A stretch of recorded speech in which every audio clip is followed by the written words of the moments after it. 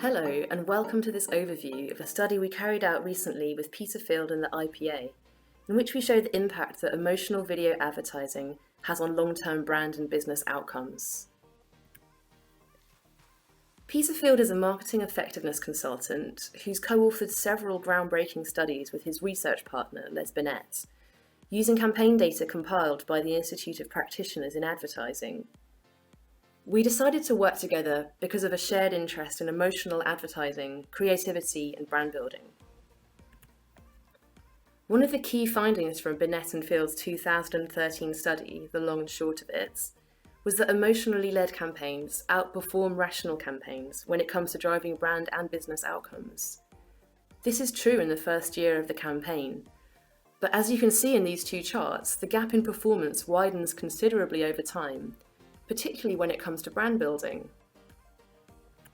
And similarly, Unruly data shows that there is a clear correlation between emotional response to ads and brand metrics such as purchase consideration or intent to find out more. What is it that makes emotional ads so effective in the long term? It's all about memorability. Emotional associations tend to outlast facts and figures. Even if subconsciously, when it comes to a purchasing decision, people are more likely to choose brands with which they have an emotional connection.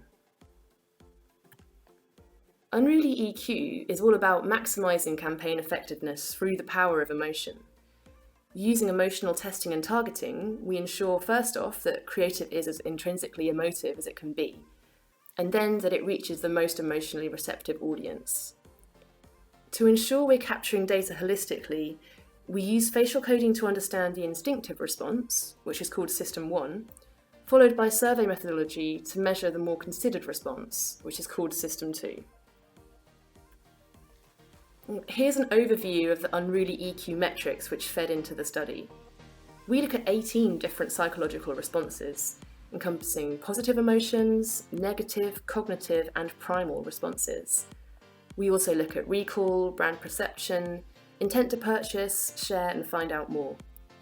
So Unruly EQ captures people's emotions, opinions, and intended actions after watching a video. Meanwhile, the IPA databank tells us about real-world campaign outcomes. How successful was the campaign in achieving its objectives?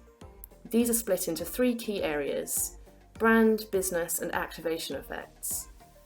We wanted to find out whether Unruly testing could predict real-world outcomes, and by doing so further add to the body of evidence that emotional advertising drives results. Peter Field cross-referenced the Unruly and IPA datasets, and these are the key findings. Number 1, Unruly EQ testing is connected with real-world outcomes.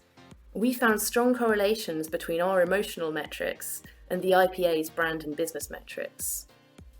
Number 2, the drivers of long and short-term success are completely different, meaning an emotion that works well to drive, say, long-term profit is less likely to work well to drive short-term sales spikes, and vice versa. Number 3, interestingly, negative responses are not always a bad thing when it comes to short-term activation. Number 4, however, for long-term brand and business success, you do need to drive positive emotional responses. And number 5, although any positive emotion can work well, there do seem to be specific emotions that are particularly effective, namely amazement and exhilaration.